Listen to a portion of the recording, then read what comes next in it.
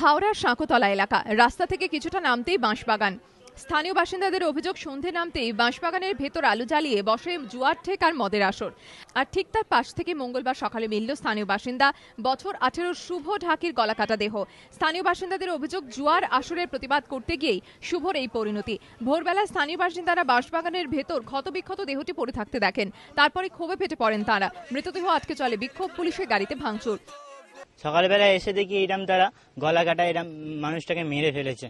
তারপরে সবার কানে কানে অভিযোগ চলে যেতে বেলায় পুলিশ এসেছে। পুলিশ প্রত্যেক দিন রাত্রিরে আসতো, প্রত্যেক সপ্তাহে শনিবারে রাত্রিরে আসতো, এসে 5-6 হাজার টাকা করে টাকা নিয়ে চলে যেত, মানে ঘুষ নিয়ে চলে যেত। প্রত্যেক দিন শনিবারে আসতো। তারপরে আজকে বেলায় এরম তারা সবাই শুনে অনেকটা বেলায় পুলিশটা এসেছে।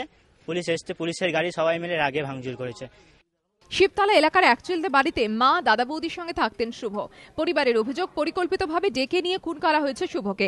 দোষীদের শাস্তির দাবির পাশাপাশি পুলিশের ভূমিকায় তারা ক্ষোভ উগড়ে দেন। স্থানীয় বাসিন্দাদের অভিযোগ, রাস্তা থেকে এই মদের আসর দেখা যায়। এলাকাবাসীরা বহুবার অভিযোগ করেছেন, কিন্তু কিছু হয়নি। অভিযোগ, পুলিশের সঙ্গে মিলে স্থানীয় কয়েকজন যুবকই এই ঠেক চালাতেন। অভিযোগ উঠছে এক এএসআই এর বিরুদ্ধে। এই যে অপরাধীদের আজকে সাহস দিয়েছে এই পুলিশরা, এই পুলিশ যদি থেকে রেড করতো আজকে এত বড় ঘটনাটা ঘটতো না। ঠিক আছে,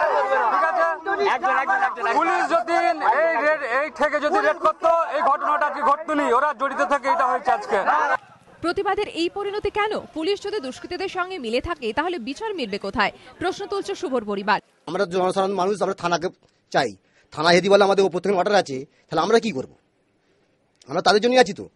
আমরা যদি ভুল করি তারা সাবধান করবে, কিন্তু তারা যদি ভুল করে আমরা কি করব? পুলিশের বিরুদ্ধে যাবতীয় অভিযোগ নিয়ে অবশ্য পুলিশের তরফে কোনো বক্তব্য মেলেনি। হাওড়া গ্রামীণ পুলিশের ডিজিপি শুধু জানিয়েছেন তদন্ত চলছে। দেহটি ময়না তদন্তের জন্য পাঠিয়েছে পুলিশ। রাজস্বী দত্তগুপ্ত ও সুনীত হালদারের রিপোর্ট, এবিপি আনন্দ, হাওড়া।